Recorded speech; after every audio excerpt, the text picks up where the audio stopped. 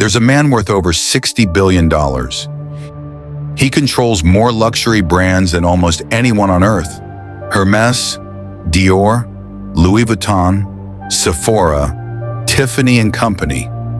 His empire touches your life every single day, and you have no idea who he is. No interviews, no social media, no public appearances.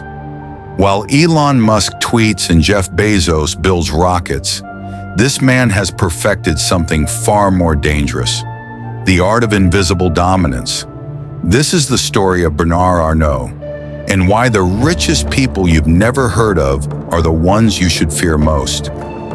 Most people think wealth looks like this: private jets on Instagram, yachts, magazine covers, public feuds on Twitter.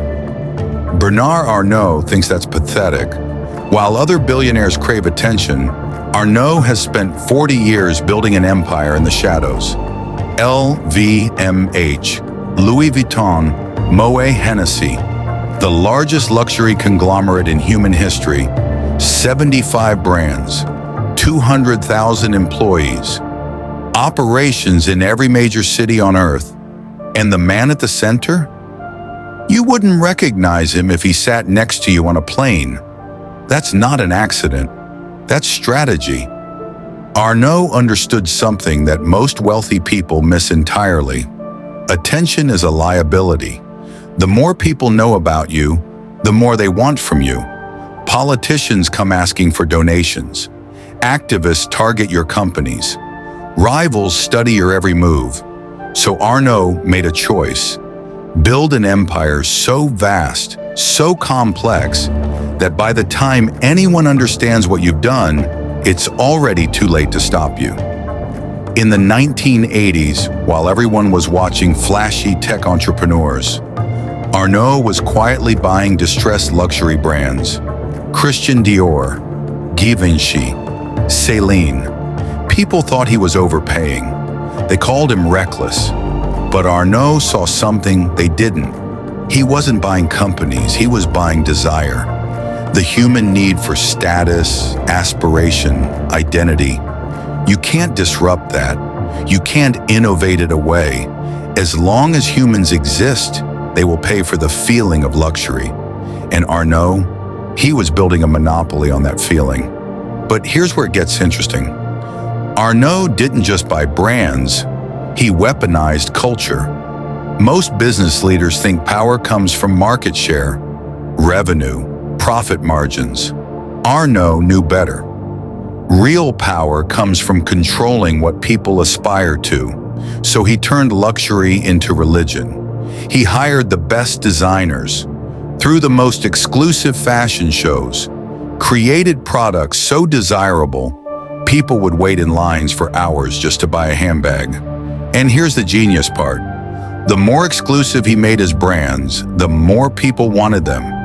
While tech companies fight to lower prices and increase access, Arnault did the opposite. He raised prices, he limited supply, he made luxury harder to get, and revenue exploded. This is asymmetric warfare. While competitors play checkers, fighting over market share, Arnault is playing chess, controlling the perception of value itself. 2019. Arnault pulls off one of the most savage moves in business history. He acquires Tiffany & Company for $16 billion. But it's not the acquisition that's interesting. It's how he did it. Mid-deal, the pandemic hits, markets collapse, luxury spending craters. Any normal CEO would panic, renegotiate, back out. Not Arnault. He uses the chaos to renegotiate the price down by $400 million. Then he turns Tiffany, a struggling American brand, into a global powerhouse. New designs, new marketing, new creative direction. Within 2 years, Tiffany's revenue is at an all-time high. This is the difference between people who have power and people who wield it. Arnault doesn't just win deals. He restructures reality to his advantage, then makes it look effortless. Now here's the part that should terrify you. Arnault isn't just rich, he's positioned. While tech billionaires fight regulators and bad PR, Arnault has quietly made himself essential to entire nations. France needs him, Italy needs him, Switzerland needs him. His companies employ hundreds of thousands.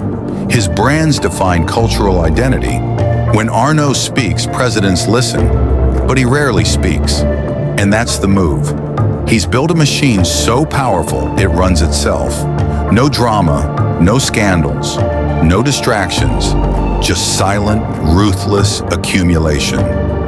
While Elon is fighting with the SEC and Zuckerberg is testifying to Congress, Arnault is doing what he's always done: buying, building, expanding in silence.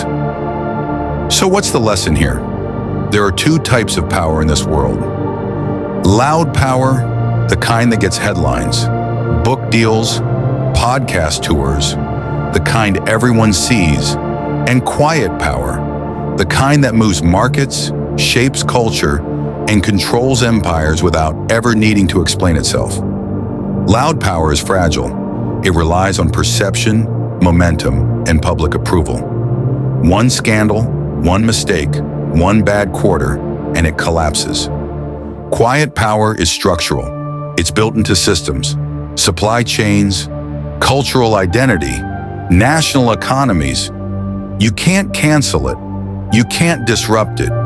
You can't even see it until it's already won. Arnault doesn't need you to know his name. He needs you to buy his products.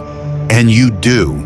Every time you walk into Sephora, every time you see someone carrying a Louis Vuitton bag, every time you gift Tiffany jewelry, you're feeding the machine. And the machine doesn't care if you know who built it. So here's the real question. Are you building loud power or quiet power? Are you chasing attention or are you accumulating leverage? Are you trying to be famous or are you trying to be irreplaceable? Because here's the truth most people never learn. The world will forget your name, but it will never forget the systems you build, the value you create, the needs you fulfill. Bernard Arnault understood this at 25 years old, and by the time the world noticed, he'd already won. This is the hidden game, the one played by people who don't need credit because they have something better: control. The most dangerous people in business aren't the ones on the cover of Forbes. They're the ones you've never heard of. The ones who built empires so quietly you didn't realize you were living inside one.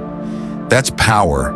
If this changed how you think about wealth and influence, subscribe now. We're breaking down the hidden strategies of the world's most powerful, invisible players.